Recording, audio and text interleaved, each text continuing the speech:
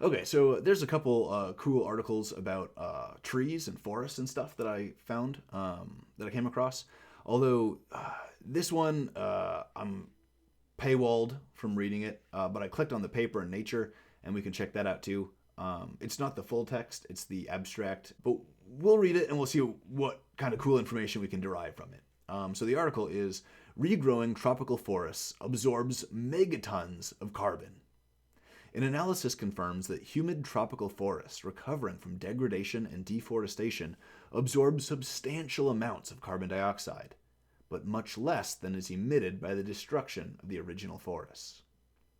Okay, so let's read as much of this as we can before it kind of fades out. An enormous amount of carbon dioxide is likely to be sequestered in humid tropical forests that are recovering from human-induced disturbances. But an estimate that encompasses all of the planet's tropical zones has been missing. In a paper in Nature, Heinrich et al. Fill this gap using a new approach that analyzes satellite data.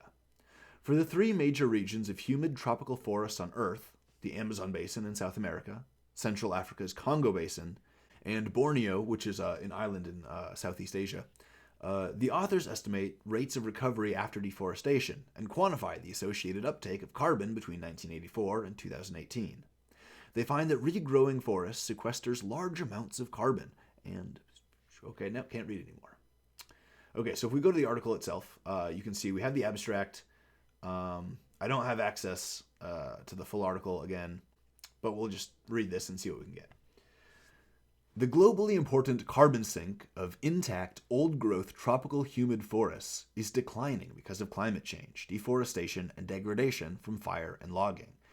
So basically, all of these things are contributing to destroy old-growth tropical forests.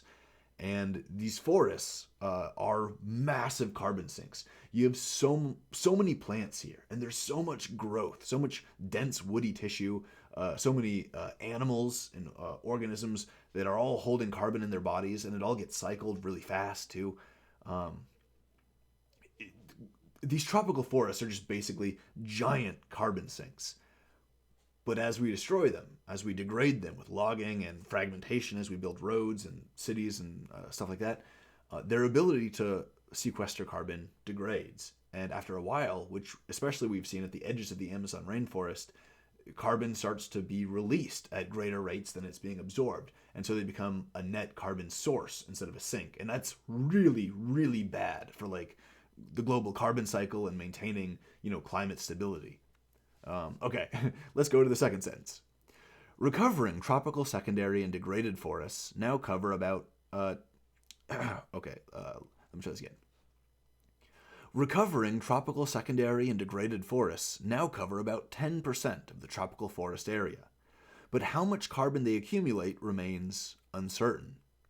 Here, we quantify the above-ground carbon sink of recovering forests across three main continuous tropical humid regions: the Amazon, Borneo, and Central Africa. On the basis of satellite data products, our analysis encompasses the heterogeneous spatial and temporal patterns of growth in degraded and secondary forests, influenced by key environmental and anthropogenic drivers. In the first 20 years of recovery, regrowth rates in Borneo were up to 45 and 58% higher than in Central Africa and the Amazon, respectively. This is due to variables such as temperature, water deficit, and disturbance regimes. We find that regrowing degraded and secondary forests accumulated 107 gigatons of carbon per year between 1984 and 2018, counterbalancing 26% of carbon emissions from humid tropical forest loss during the same period. Protecting old-growth forests is therefore a priority. Furthermore, we estimate that conserving, recovering degraded and secondary forests can have a feasible future carbon sink potential of 53 gigatons of carbon per year across the main tropical regions studied. All right, so basically, if I'm interpreting this correctly, what they're saying is that regrowth rates in Borneo were a lot higher than in the other tropical areas, perhaps because there was less development in the inner regions of Borneo. There's less human-caused disturbances than there would be in Central Africa or the Amazon. That's what they would call perhaps disturbance regimes here. And they also mentioned like a water deficit. So perhaps Borneo has just more rainfall, and perhaps there's fewer people there to use the water. I know in like in the U.S., in areas where there's extensive pavement, like roads and parking lots and buildings and all this stuff, substantial quantities of ground are removed from the equation when it comes to like absorbing water. So when it rains, like after a drought, the ground would normally absorb a lot of this water. But because so much of the ground has been covered by pavement and it's blocked off essentially and it can't absorb this water, you get these altered water flow patterns where water will collect like in urban areas and flow down roads, and it won't absorb into the ground. It won't make the ground moist and sustain, plants for miles around. It won't go back to the water table there. Instead, it'll wash out. It'll wash out to the ocean, carrying a bunch of pollutants and stuff that it cleaned up as it swept through, human settlements and stuff. And that's really bad for a lot of the local plant life, because the ground that they're growing in, that they're living in, is getting drier and drier and drier. And so I wonder if you see similar effects of like development and fragmentation and stuff like that in Central Africa and the Amazon, whereas perhaps that's not as big of a factor in Borneo. Again, I'm just totally speculating here. This is what I'm kind of assuming or guessing they might mean when they use terms like water deficit and disturbance regimes. Let's see. I guess temperature could also be a factor. This is perhaps only related to human activity in terms of climate change, but Borneo is an island, so it's probably a bit more humid. There's probably a bit more rain being brought in from the ocean, whereas the tropics in Central Africa, obviously this is an intercontinental habitat, so there's less rainfall, there's less humidity than a tropical island. And the Amazon is actually super rainy and wet. There are dry seasons, I think. But I would imagine that the Amazon just gets more rainfall due to its orientation relative to the rotation of the Earth, and the movement of clouds, like air, wind patterns and stuff like that. But okay, I'm really rambling now, and this is so far beyond my wheelhouse. Take everything I just said in the last 3 minutes with a grain of salt. In any case, this is some really interesting research. It's just more evidence that really reinforces the point that we need to protect these old growth forests. Like the Tongass in Alaska. There was a lot of talk recently about developing that and logging a lot of this old growth forest. This is the only old growth forest left in Alaska, for example. And they want to cut it down. But it's just such a disastrous idea because, look, we already got wood farms that are already going to provide a supply of lumber. We don't need to cut down old growth forests that are these ancient like ecosystems. They're these ancient habitats that have been stable for a long, long time. And if we destroy them, we compromise their ability to sequester carbon. We endanger ourselves by proxy of that. So we have every incentive to protect these forests and to protect the recovering and degraded forests that need to be rejuvenated, perhaps with like the help of local indigenous communities or programs ran by like ecologists or arboreal volunteers or something. The long and short of it is we got to protect these forests. Like it's not up for debate.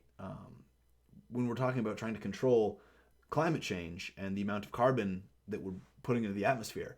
And, there's people who want to talk about like geoengineering. If things get really out of control and we can't, sufficiently control our carbon being put in the atmosphere with like government regulations on pollution and stuff like that, people are really thinking that we might need to start tinkering with like geoengineering and like large scale geochemistry. And that might have some potential, but it also might be extraordinarily risky and have downstream consequences that are even worse or even more destructive that we haven't like foreseen yet. And so it's very scary and very risky. And this, I would argue, protecting these old growth forests is like a really safe, really stable, proven method of geoengineering or biochemical maintenance at a large scale, at an ecosystem scale that we know works. And studies like this, research like this, is just more data on the mountain of data that validates that thinking.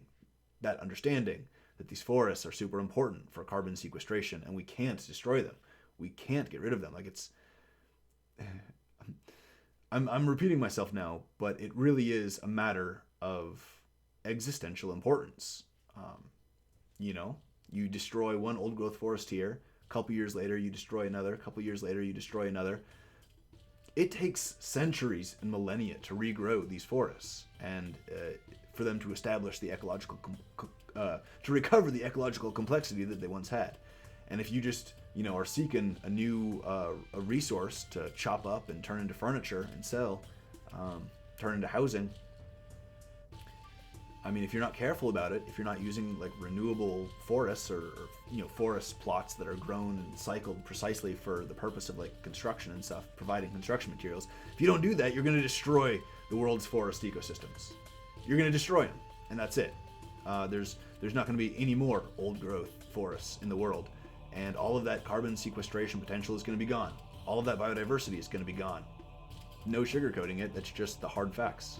So I wish we could have seen more of the study here to see like some of the details of what they studied and what they looked at. But in any case, a very important lesson that we should all take to heart when we're thinking about like you know, conservation policy and polluting forests and logging and all that kind of stuff.